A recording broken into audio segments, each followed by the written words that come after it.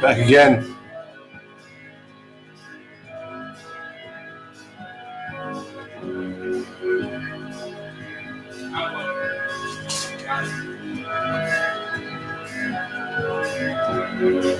A lo-fi live call-in show turns for fourth evening. We're on. Enjoy this song.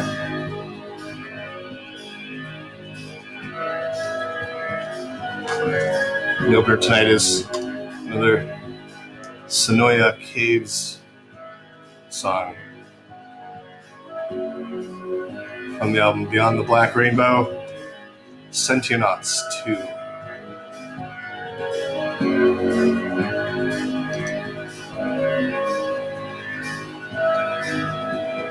Just love it.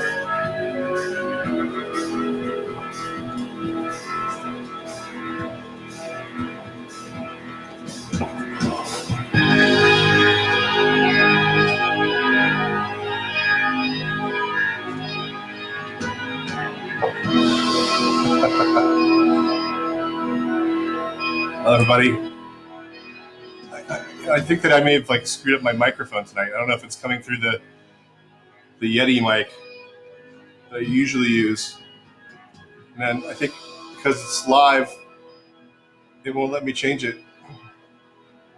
So I don't know if you're getting the audio quality tonight that's what happens for hooking it up too quick. Well, making dinner, washing dishes.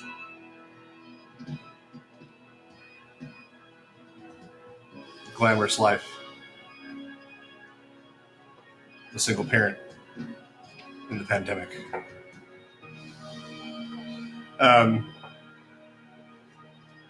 Once again, as I've mentioned, Facebook changed up its entire format for interacting, so I have no idea if anybody's watching. But I'll put the call-in number in the comment section. Anytime through the show, just feel free to ring in.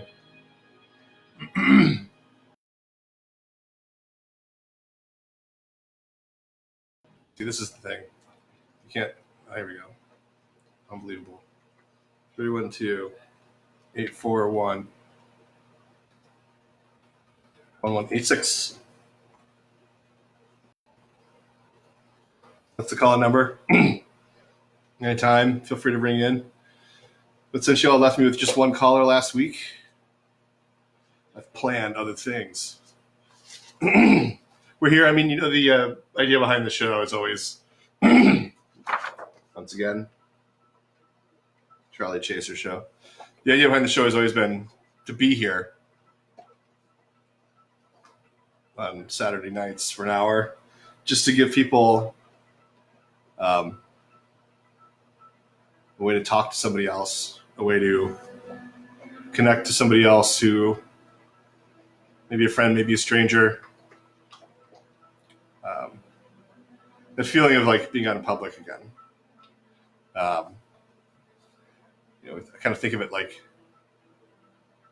my lounge. You're in the lounge. And to be able to interact. So anytime you want to call in, tell us how you're doing in the pandemic. Tell us how you're dealing with the shelter at home order.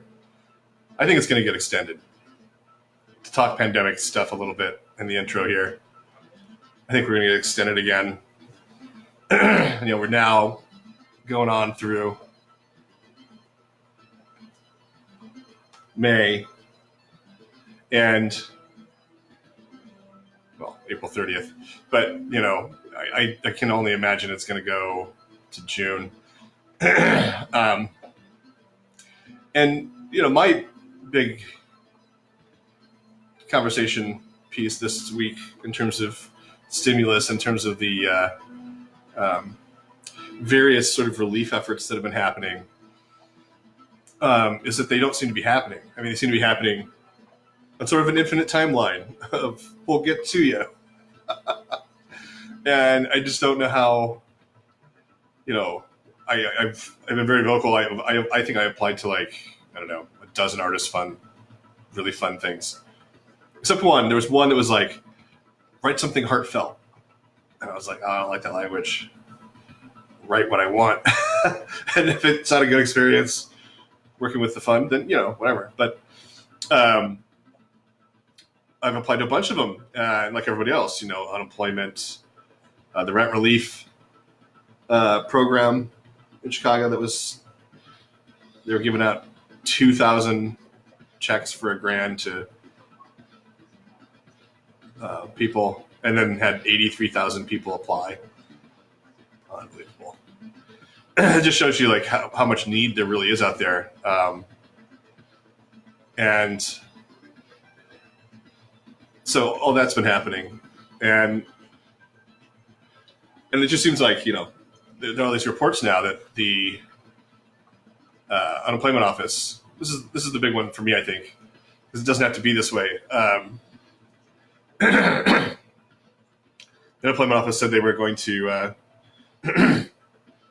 hold off on on dealing with applicants, gig economy applicants, which again that number is like 18% of the workforce, and I find it stunning that their response was, we're going to do regular unemployment applicants first because we don't have a system. They're saying for it, which I understand. You got to turn that around, but then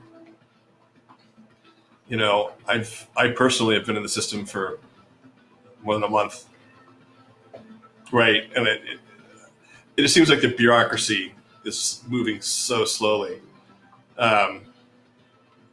And then, you're seeing reports in Canada that people have applied for relief assistance and had their money in their accounts in 2 days. I mean, it's a digital world now, right? It seems to me like you can build something that can turn something around quicker. And if it takes that long, if it's taken them, at least a month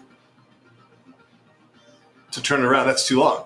I mean, I understand there's a lot of volume and everything, but it's not like they're having to move them on a conveyor belt. It's in a system, right? So get in the back end of the system, add that line of code that says gig worker. I don't understand why it's so hard. And let people apply and get moving and get the disbursements going. So not like the best outcome there. And I know that the BZ and the Trib and a bunch of other people have been reporting on this, and there's a lot of people. I mean, you have to understand then now it's like they're facing rent. They go through the first rent deadline, and they sheltered at home, and there's no work, and month 2 is on the horizon now. So I have friends who are like, can't wait, for that $1,200 stimulus check, so that I'll have $1,288 in my bank account. And I just think, people are so strapped at this point now. It's not just hard. It's, I think, for some people, especially in disinvested areas. And I'm hearing stories about people coming back and their landlord has trundled all their stuff onto the sidewalk. That's illegal. But this is the kind of stuff that's going to be happening, and and unemployment office's response is, "Don't call us." Motherfucker, I'm going to show up with a crowbar. Get in that office. Do it myself. Show up with a hacker. Just add a line of code. Gig worker.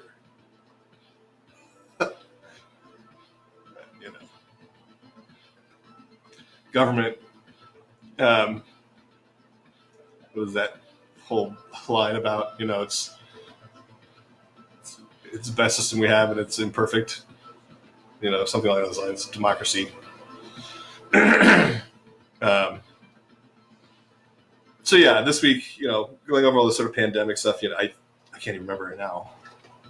How long since the shutdown began? Well, 4 weeks, right? So since we started airing, I think we aired. I don't know if we aired exactly the first episode on the weekend where they issued the home order, but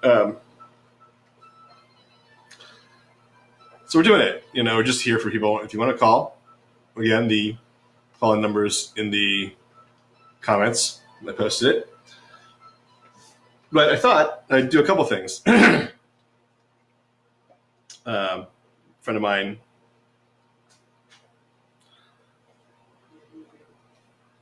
Jill, sent me this poem, and I thought, obviously this is why she sent it, but also perfect poem for where we're at right now. It's a poem called Antidotes to Fear of Death by Rebecca Elson. Turn the music down a little bit.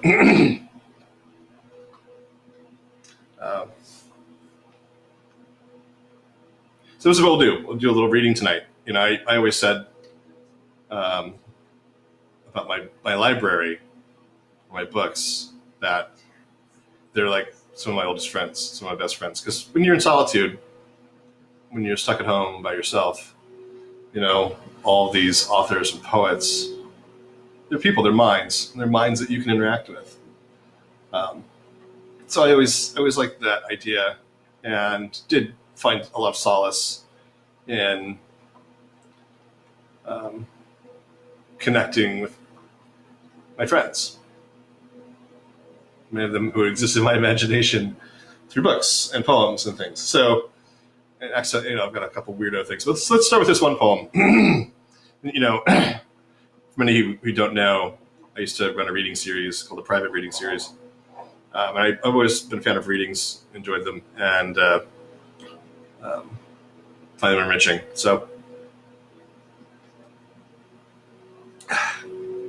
this is Raka. By the way, not to endorse these guys, but Benchmark whiskey, the cheapest whiskey you can find. That's right. This stuff sells. It's like a handle of it, right? Sells for $21. $21 at Target. It tastes just like Jack Daniels. So people spending money on a name. Go ahead. I'll take my $21 Benchmark whiskey. Garbage whiskey. Anyway, back to the reading. To the poem, again, Antidotes to Fear of Death by Rebecca Elson. Sometimes as an antidote to fear of death, I eat the stars. Those nights, lying on my back, I sucked them from the quenching dark. So they were all inside me, pepper hot and sharp. Sometimes, instead, I stir myself into a universe still young, still warm as blood. No outer space, just space. The light of all the not yet stars drifting like a bright mist. And all of us and everything already there, but unconstrained by form.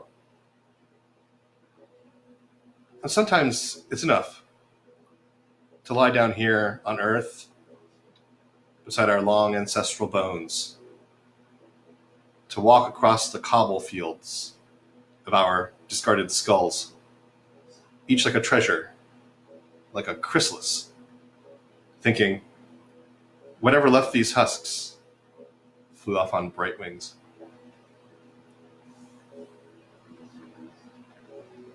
Beautiful.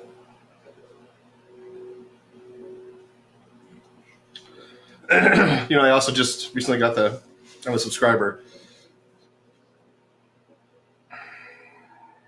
So got the Poetry Magazine, new issue of Poetry Magazine. It's good stuff. I haven't read it yet, so I thought I would just crack a page here and there and give it a read. So this will be a surprise for everybody. I don't know what's in here, but we will find out. And let's read a couple of those. I also wanted to get into a section from this book. If you don't read philosophy, this book, The Sources of the Self, the idea of the self, right? Where it comes from. What? Yeah, that's right. So this guy, Charles Taylor, wrote this book. I took some classes with him at Northwestern as a visiting philosopher. So I like to go back to this book occasionally.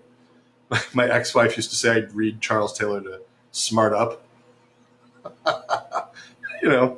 He's fascinating, and I'm not that smart. But so we'll go to him. And then if you haven't read any of Anna Raines' book, we're going to go to that tonight a little bit too. I just recommended this to the Illinois Humanities Council. She's a fascinating poet. You can sort of watch her goings on her Facebook feed, which, it's great. It's great to have that access that nowadays that, you can interact with Carolyn Forsch or, Anna Raines or all these wonderful people out there, Daniel Brzezinski, who are just wonderful poets. And as I myself am trying to get back into the mindset of poetry, I find them useful. So let's start with this is the April 2020 edition of Poetry Magazine. So I thought I would start just randomly picking one out here. Let's go with this. Omotara James is the poet. The title of this one is a short one. Is My Mother's Nerves Are Shot. So the title goes right into the first line and then goes right into it. So my mother's nerves are shot. A nerve is a shot. A shot is an arch. My mother is an archer. The archer breaks the dead branch dead. Dead branches rot. Rot from the bark. My mother's nerves bark. Shot. Through loss, death peels her nerves. Death is an archer. Death shoots rot. Just misses her. I see her tremble. Moss greens her bark. Greens where she trembles. Where there was death, fruit grows. The fruits of death. Fruit moss the branches. Through the blinds where she trembles still.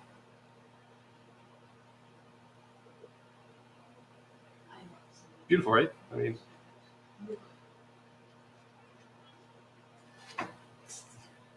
Love it.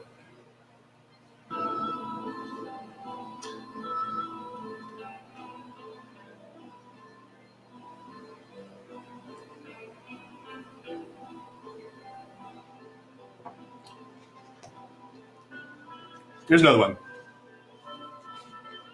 Again, if you're just tuning in, call in anytime. Call in numbers in the comments section.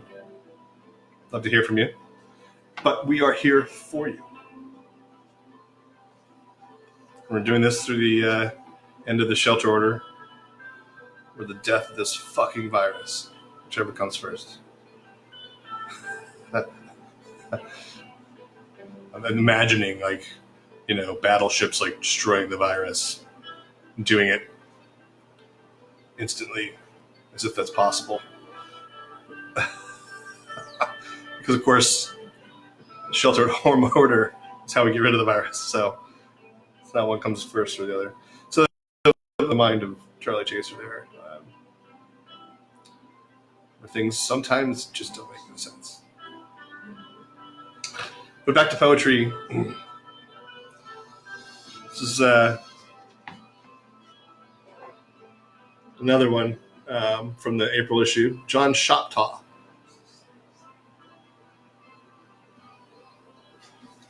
The Tree in the Midst.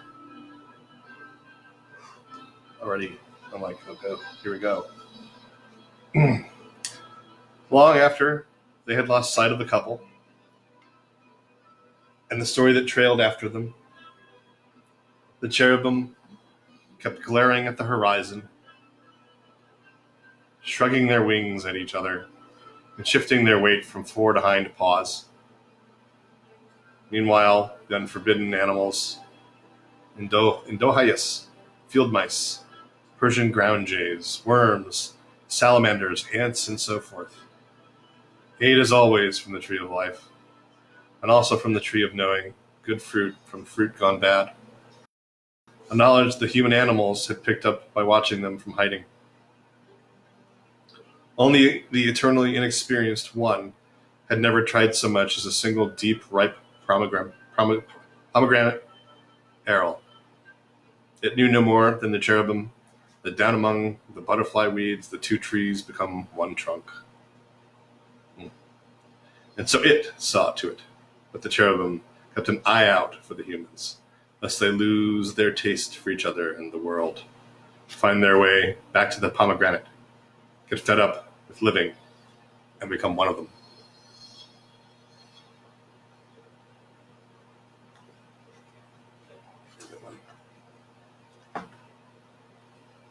So we all, I always want to celebrate Poetry Magazine. It's our, it makes Chicago the world center of poetry, right? I mean,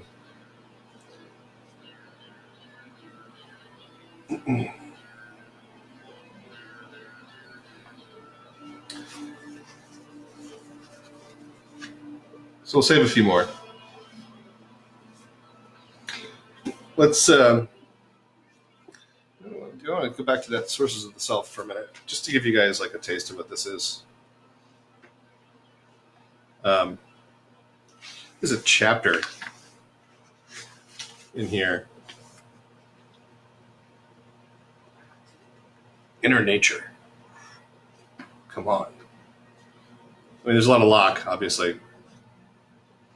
But let's take a look at this. We'll just go in, there's not a lot of setup here. Just a book of philosophy. Talking about the history of inner nature.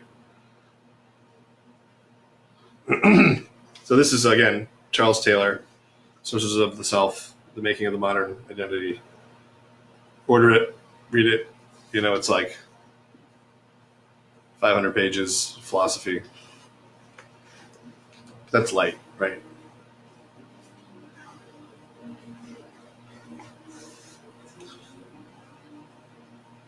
Thus, by the turn of the 18th century, something recognizably like the modern self is in the process of constitution, at least among the social and spiritual elites of Northwestern Europe and its American offshoots. It holds together, sometimes uneasily, two kinds of radical reflexivity and hence inwardness, both from the Augustinian heritage, forms of self-exploration, and forms of self-control. These are the ground, respectively, of two important facets of the nascent modern individualism, that of self-responsible independence on one hand, and that of recognized particularity on the other. A third facet must also be mentioned. We might describe this as the individualism of personal commitment. I mentioned in Chapter 7 the legacy of the Stoic conception of the will and its aspect of our power to give or withhold consent. Chrysippus synchetathesis, or Epictetus phohairesis. To make this the central human moral power is to open the way to an outlook which makes commitment crucial. No way of life is truly good, no matter how much it may be in line with nature, unless it is endorsed with the whole will. The Augustinian heritage was hospitable to this outlook. Augustine identified the force of sin precisely as the inability to will fully. The appeal of the various purified ethical visions of Renaissance humanism, or of Erasmus, for instance, or of the later Neo-Stoics, was partly that they offered such an ethic of the whole will against the more lax and minimal rules demanded by society at large. It's so interesting, right? So, and one of the driving forces of the Protestant Reformation, as central almost as the doctrine of salvation by faith, was the idea that this total commitment must no longer be considered the duty only of an elite which embraces counsels of perfection, but was demanded of all Christians indiscriminately. This was the ground for the Reformers' vigorous rejection of all the supposedly special vocations of monasticism. This three-sided individualism is central to the modern identity. It has helped to fix that sense of self, which gives off the illusion of being anchored in our very being, perennial and independent of interpretation. We can see its principal features coming to be in these 2 centuries. I want to look at 2 of these here. So, the first concerns modern localizations. One facet of these has already been my central theme in these chapters, the growth of forms of inwardness, correlative of the increasing centrality of reflexivity in spiritual life, and the consequent displacement of moral sources. But what may seem to common sense, even more basic and unchallengeable, is the location in general of the properties and nature of something in that thing, and in particular, the location of thought in the mind. A new way of distinguishing and ordering things comes to be conveyed by this too familiar preposition, a way which comes to seem as fixed and ineradicable from reality as the preposition is from our lexicon. Thought and feeling, the psychological, are now confined to minds. This follows our disengagement from the world, its disenchantment, in Weber's phrase. As long as the order of things embodies an ontic logos, that ideas and valuations are also seen as located in the world, not just in subjects. Indeed, their privileged locus is in the cosmos, or perhaps beyond it, in the realm of ideas in which both world and soul participate. This is the disposition of things which underlies the theories of knowledge of Plato and Aristotle. When Aristotle says that, quote, actual knowledge is identical with its object, unquote, or, quote, the activity of the sensible object and that of the percipient sense is one and the same activity, and yet the distinction between their being remains, unquote. He's operating with a conception of knowing which is far removed from the representational construal that becomes dominant with Descartes and Locke. Knowledge comes when the action of the forms in shaping the real coincides with its action in shaping my intelligence, nous. True knowledge, true validation, is not exclusively located in the subject. In a sense, one might say that their paradigm location is in reality. Correct human knowledge and valuation comes from our connecting ourselves rightly to the significant things already have ontically. In another sense, one might say that true knowledge and valuation only arise when this connection comes about. In either case, these two, to us, psychological activities are ontically situated. An example is cited by Walter Ong in his book on Ramus, in Traditional Discussions of Rhetoric. They spoke of the praise of words, sometimes laus, sometimes anos, honor, sometimes also lumen of words. The praise was attributed here to the objects worthy of praise. Where we think of an activity of subjects exercised on or in relation to certain objects, here an activity of valuation, the tradition seems to put the valuation in the objects themselves. Or perhaps better, it is somehow both in the worthy objects and in the activity of praising them. Ong quotes lines like these: "The chief praise and cunning of our poet is in the discreet using of his figures." Or this from the Merchant of Venice: "How many things by seasons seasoned are, to their right praise and true perfection." So, it would be misleading to speak, as I began to above, of evaluation being in the worthy object. For it is not in this in the same sense as for us it is in the mind of the praiser or in his activity of lauding the object. Look, this is just our activity of praising, when right, is continuous with the valuation in things, just as knowledge in its actuality is with the actuality of the object. The significance of being objects of praise inhabits, as it were, praiseworthy things. It can almost be thought of as something which emanates from them. Hence the use of the term lumen interchangeably with laus above. The paradigm case of this relation is, of course, the glory of God. We glorify God, so glory is something we would seem to be bestowing. But in doing this, we are only responding to God's glory. The same term, doxa, designated a property of God and what we confer. To join when our praising is straight or right, i.e., when we have orthe doxa, all this changes when we disengage from the world. And when, therefore, theories of ontic logos cease to be meaningful for us. This whole traditional kind of localization ceases to make sense. The world consists of a domain of objects to which we can respond in varying ways.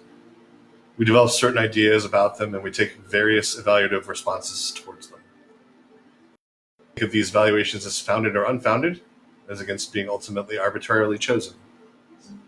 That is, we may still be objectivists about value. Right? Although many have drawn subjectivist conclusions from the new ontology. But where the valuations are founded, they are so in a new way. For instance, a modern may think an object valuable because it fulfills a function in God's design. The valuation is then objective, but it is not a significance expressed or embodied in the object in the way characteristic of theories of ontic logos. The valuation is now unambiguously not in the object, but in minds, ours or God's. And so we have not just a new localization of thought, valuation, even feeling, as we shall see, but a new kind of localization. The two worldviews are incommensurable. They don't determine similar maps within which we can pick out different places. They determine altogether different notions of place. For the modern disengaged subject, thought and valuation are in the mind in a new and stronger sense, because minds are now the exclusive locus of such realities, which can therefore now be called psychic in a new sense. So we see the self emerging, right? The facts that we are ready to apply this term without hesitation, though, that we find the older localization rather weird and hard to understand, that rather it appears to us as a fuzzy lack of localization. All show how much we are now within the new self-understanding, defined by this new exclusive localization. This defines a new understanding of a subject and object, where the subject is, as it were, over against the object. Indeed, we could say that the very notions of subject and object in their modern sense come to be within this new localization. The modern sense is one in which subject and object are separable entities. That is, in principle, though perhaps not in fact, one could exist without the other. You see, I love this stuff, right? Within this framework, a set of problems arises about the relationship of the two entities which are, in principle, self-subsistent. I'll read a little more of this, maybe another page or so. But this way of seeing things made no sense on the older view. Aristotle's nous couldn't exist without a world of forms. That is, there's no coherent supposition of its independent existence, which we can formulate within Aristotle's understanding of things. Nor could the world of particular things exist without forms, and hence quite independent of thought. Because, there's no object. Where's the subject? And vice versa. The modern idea of a subject as an independent existent is just another facet of the new strong localization. We can now think of ideas as being in this independent being because it makes sense to see them as here and not elsewhere. And reciprocally, the notion of a separation requires some new sense of locale. The shift from Platonic ideas to Cartesian ideas, first Platonic ideas being capitalized ideas, second being lowercase ideas, is perhaps the most eloquent illustration of the change I've been describing. For the first, ideas are ontic, uh, the basis of reality. For the second, they are contents of the mind. Isn't that fascinating? The shift can be thought of as a new subjectivism. This is Heidegger's description. We can see why. It can be so called because it gives rise to the notion of a subject in its modern sense, or otherwise put, because it involves a new localization, whereby we place within the subject what was previously seen as existing, as it were, between knower, agent, and world, linking them and making them inseparable. The opposition of subject to object is one way in which the new strong localization arises. Another is the fixing of a clear boundary between the psychic and the physical. Our modern ideas of the psychosomatic or of psychophysical correlations depend on this boundary. We can illustrate this by taking another traditional example and seeing how hard it is for us to make sense of it. Melancholia is black bile. That's what it means. Today, we might think of the relationship expressed in this term as a psychophysical causal one. One excess of the substance, black bile, in our system tends to bring on melancholy. We acknowledge a host of such relationships, so that this one is easily understandable to us, even though our notions of organic chemistry are very different from those of our ancestors. But in fact, there is an important difference between this account and the traditional theory of humors. On the earlier view, black bile doesn't just cause melancholy. Melancholy somehow resides in it. The substance embodies the significance. This is what links it, for instance, to Saturn, which also embodies this meaning. Black bile produces melancholy feelings because these manifest what it is, its ontological status. The psychic is one of the media in which it manifests itself, if one likes, but black bile is melancholy, and not just in virtue of a psychophysical causal link. The theory of humor is dependent on a conception of ontic logos. When this goes, we are forced to a new, sharper localization. Melancholy feelings are now in the mind. The only way left to state something like the traditional theory is in terms of a psychophysical correlation. Too much black bile makes us melancholy. Logical, of course. This way of sorting things out makes it natural for us to talk of the mental and the physical as though they were two exclusive categories. Natural, but not inevitable. Much modern philosophy has striven against this kind of dualism, but this is a mode of thought we easily fall into. The onus of argument, the effort, falls to those who want to overcome dualism. This is another way of measuring the strength of our modern conceptions of self and locus by the way the common sense of our age distributes the onus of persuasion.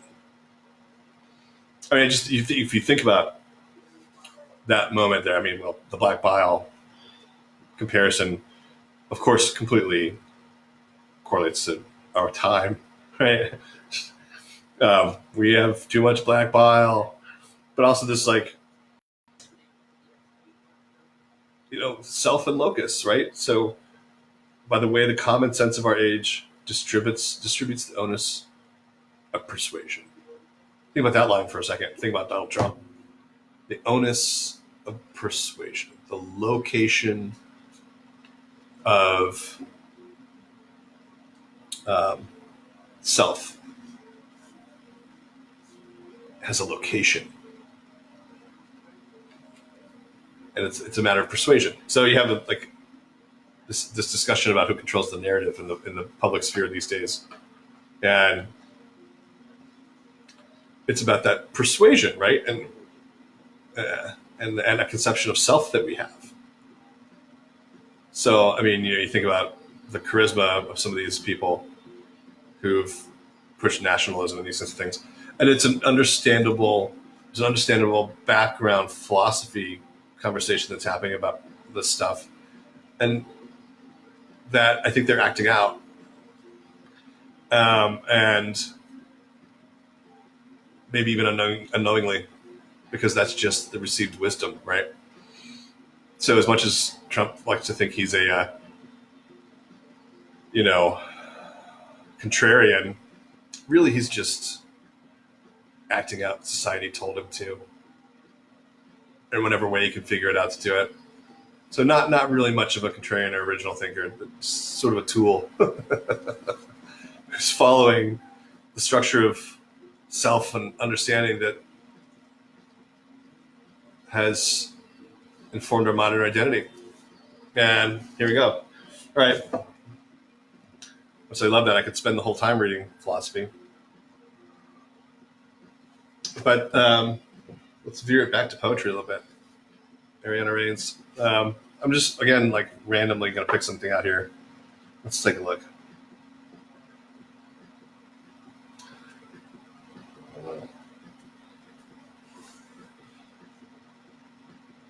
So we'll start with the sad. Let's go to the section called "The Saddest Year of My Life."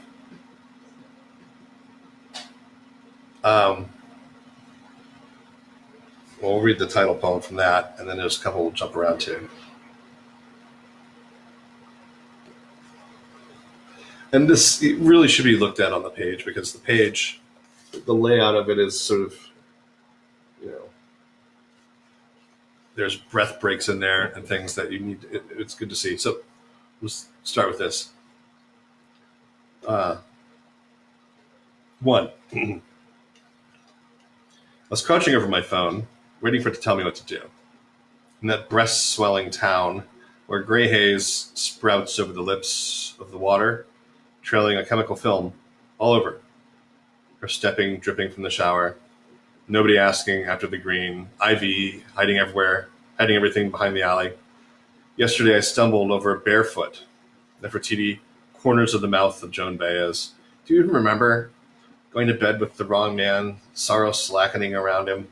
I don't believe in the possibility of the wrong man, for I am the woman, the wrong one. Watching the mute, mattifying gentleness of those spruces. He's waiting for the morning. He waits his morning feeds, an indoor man. Extrusion.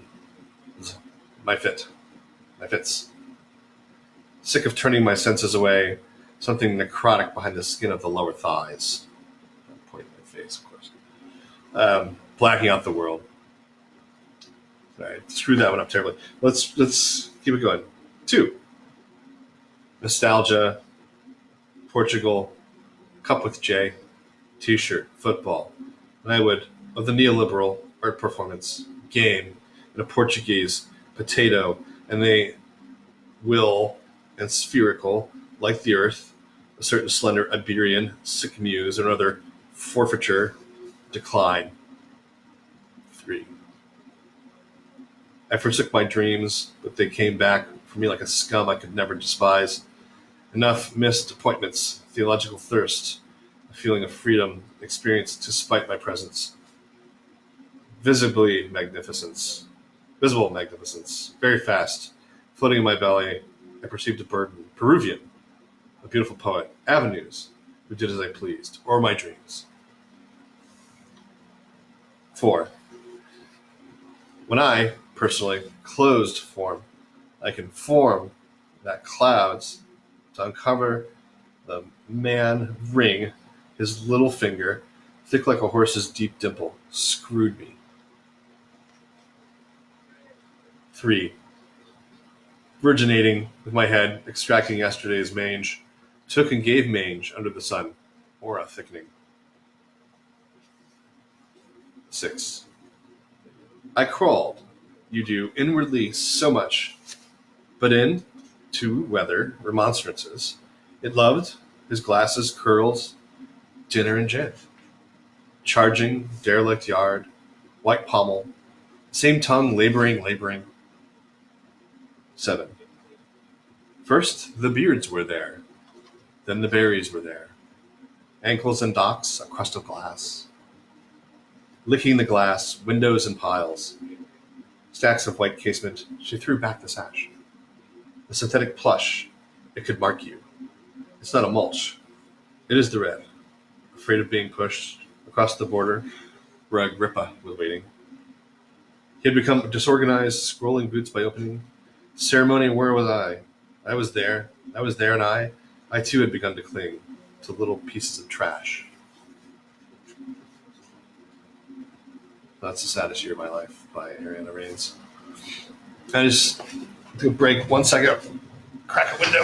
It started raining, and now it stopped.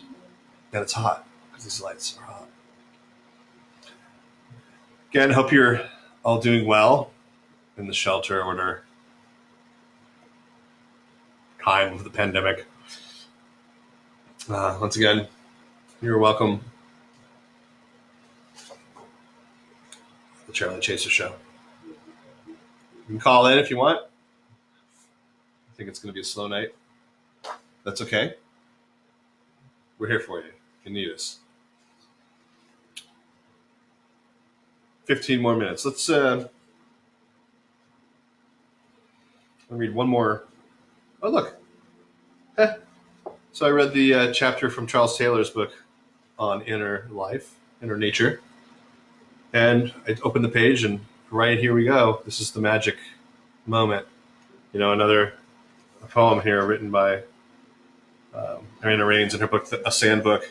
It's the title of the poem is Inner Life. So, what is that? Is that synchronicity? Maybe a little synchronicity. So we'll read Inner Life, because that seems to be what we should be doing.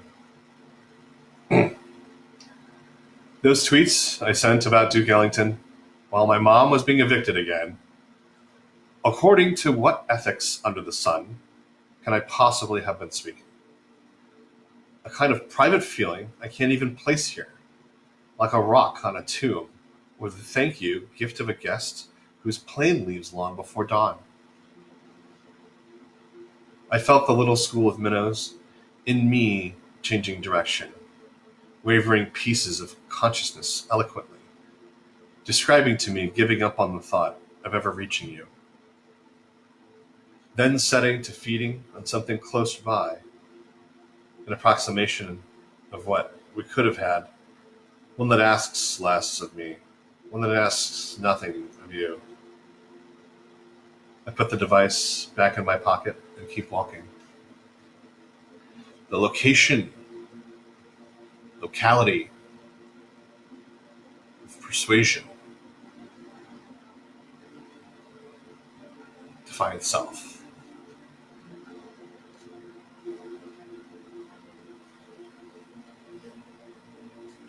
Inner life. Inner nature, inner life. It's all interior now, right? That's why we look at our phones. That's the location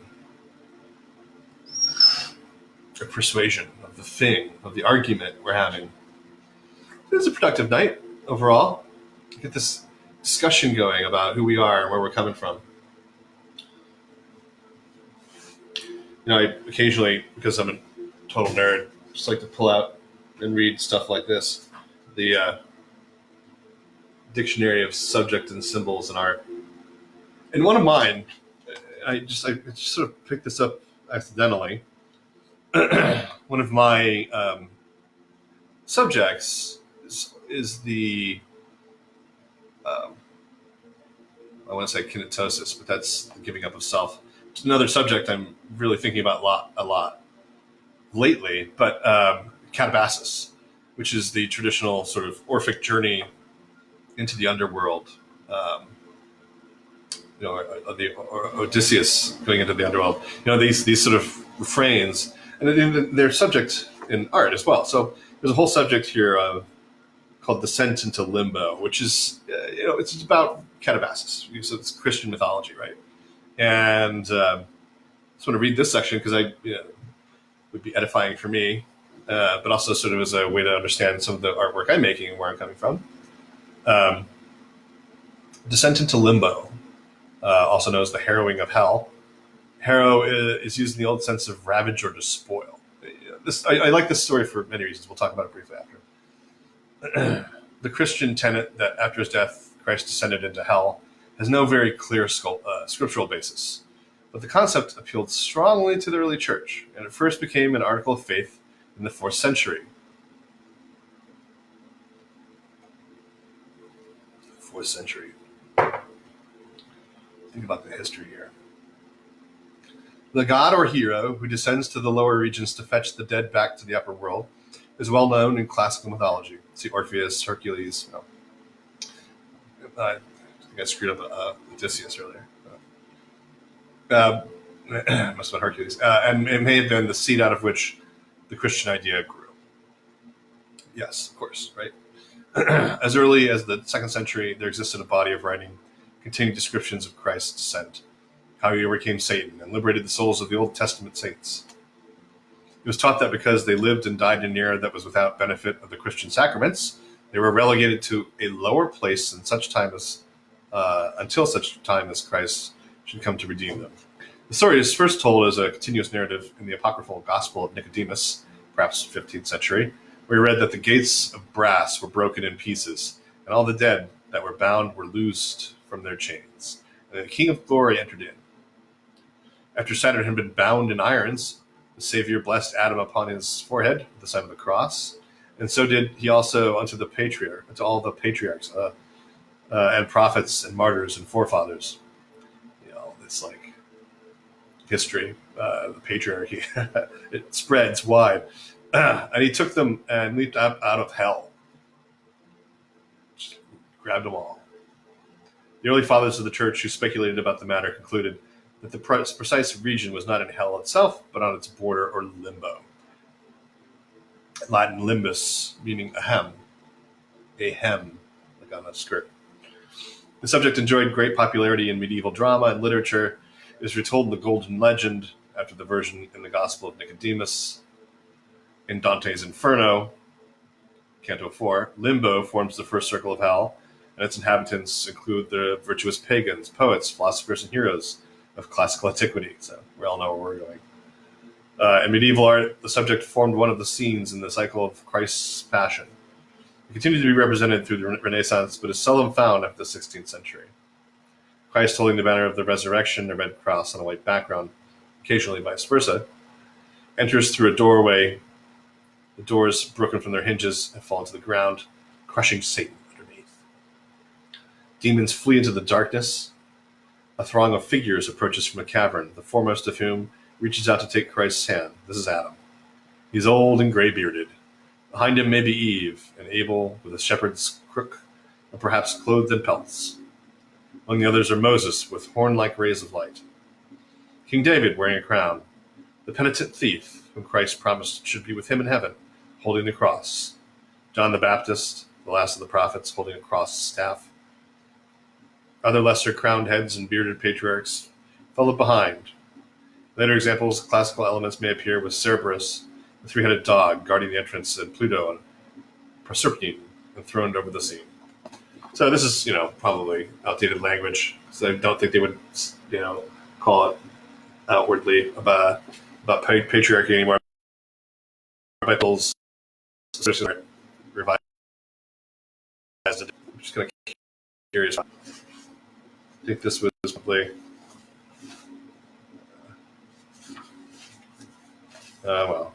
Somewhere. I imagine this is probably 1974. Revised edition, 1979. So this is from the pre-80s when I was like 9 years old. Super outdated, but I'll take you through my book collection. You don't want to call in and talk to me? Fine. We only got 7 minutes left anyway. There was another one I wanted to read from the current issue of Poetry Magazine. Yeah, here it is. I find this stuff. This is the third poem I'll read from April 2020, Poetry Magazine. In the time of COVID-19, we host these little retreats and talks and live call-in shows where people don't call in because I'm too little of a weed to get any attention. But, we talk sometimes. The first 3 episodes, we have callers. I'm glad to do this. Have a reading, and, maybe we'll, moving forward, if you want, you can call in and read something that you like as well. So I think we're going to be in this pandemic shelter order for a little while now. And I know that people are talking about trying to call in next week. Do it if you can. But yeah, feel free to just share a poem, share a section of a book that you really are interested in or like, and we can pass the time in this time of madness together. So this one Katie Piontek. I don't know if I'm pronouncing that correctly. It's a super short one called Spinal Blade. Right? Poison hemlock passes for wild carrots. The death cap mushroom masquerades as edible white Caesar. There are crosses engraved in the face of a pine, not etched by lovers, but by a worm. Dutch elm disease forces a tree to plug its xylem tissue until it starves. Your face looked different when we had sex. When I touched your ear on the sidewalk, your jaw relaxed. Of course I ate the carrot, the mushrooms you gave me. Of course I smiled behind the stingray.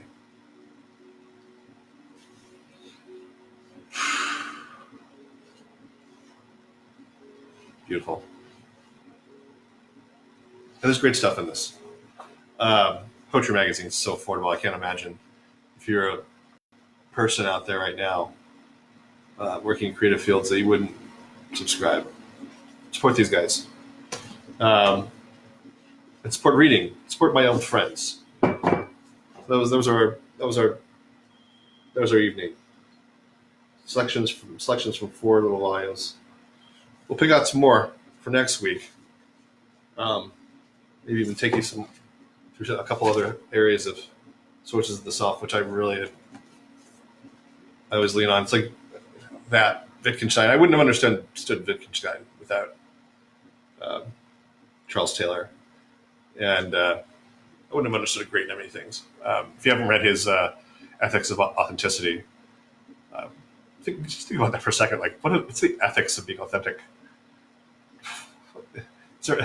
Yes, there is an ethical system. Look how inauthentic our current leadership is, our GOP people, and we know they're not being that they're being disingenuous. They're lying outright. That we know all this stuff, and we're willing to, at least in terms of who shows up at the voting booth, the electoral politics, if not the social politics. They're willing to go through a situation where we're shrinking government so much we're willing to put up with tens of thousands of deaths. This is a low point if we're talking about the locus, the locality of persuasion and the definition of self, as we sort of started off with in this from Taylor earlier. Then you really have to go, wow, we've hit a low point. And, maybe that's it. Maybe it's like an alcoholic. America is such an alcoholic, it's got to bottom out, or die. Maybe it'll die. Maybe some form of it will die. And hopefully it takes the black bile with it, right? Like, just, we can get back to a different kind of inner nature. Wouldn't that be nice to really start to think about where we could take that into the future? The different kind of people we could become. There's a lot of promise. There's a lot to look forward to. And I think Trump's going to lose this fucking election. As much as it's sort of awful to have to deal with this Biden issue now. I mean, anyway, I hope it means we're going to see more of Obama.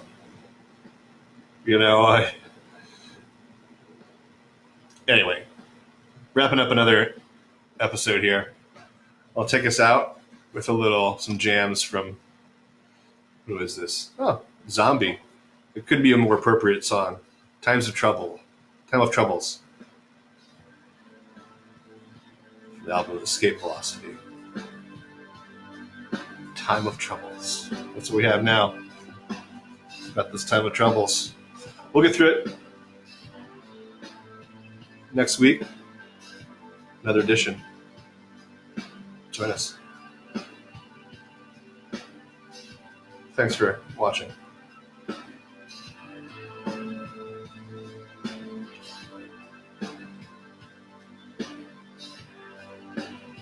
tired.